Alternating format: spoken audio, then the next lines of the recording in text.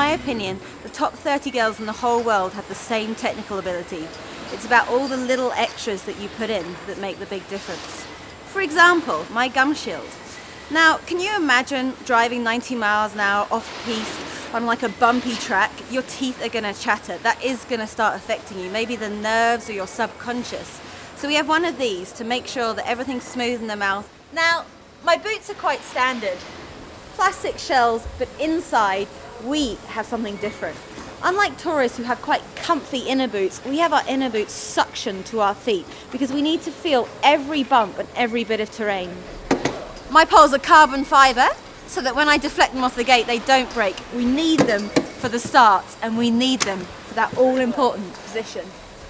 These are slalom skis. They're the shortest skis. They turn the quickest. This guy here, he's a GS ski. And then I'd have a Super G ski, and then a downhill ski.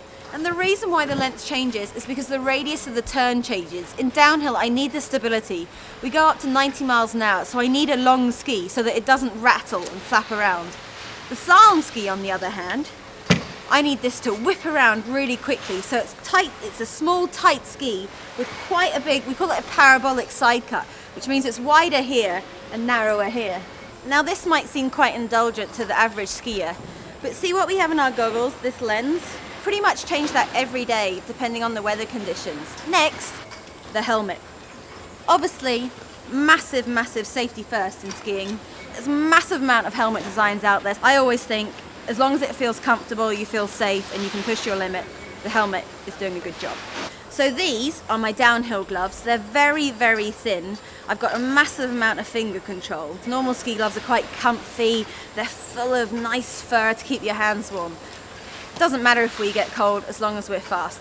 I was actually deafened by an accident when I was 10 years old in my right ear. And obviously skiing balance is really important. And I found a couple of years ago, I did a bit of experimenting and I decided to start wearing a hearing aid. I had to get it approved by the International Ski Racing Association because at the beginning when I started wearing it, they thought my coach was trying to talk to me in it. Next, we've got the jacket. Now, obviously when I'm going down, this is nowhere to be seen, but we do take it off very last minute. It's literally a case of strip off, get in that start gate and go. You want your muscles to be as warm as possible when you get out the start gate. Now, the suit. I call this a cat suit. Basically, you want it as tight as possible. You don't want any wind drag. You're making everything to be as fast as possible. If you've got a little bit of seam, a little bit of bag, it's going to cost you time. It might be a millisecond, but that could be the difference between gold and silver. If you take a close-up look, you can see that there's actually bobbles in here.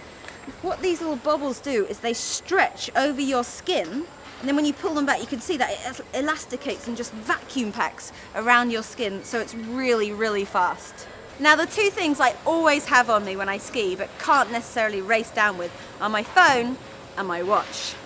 This phone isn't any old phone, this is the Land Rover phone. Now this phone works at minus 20 degrees Celsius. It's crazy cold and you need your lifeline phone to work. And it's unbelievable that a battery works at that, so it's legendary.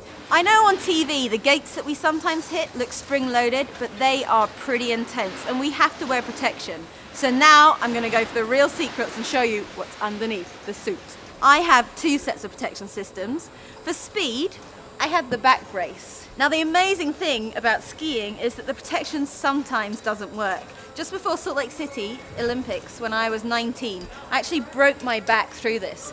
Now you can hear how hard that is. I still broke my back through that. But without it, it could have been a lot worse. This is the position where we take most of the gates. But occasionally you get late in the line and you have to end up kind of pushing the gate away and using your shoulder.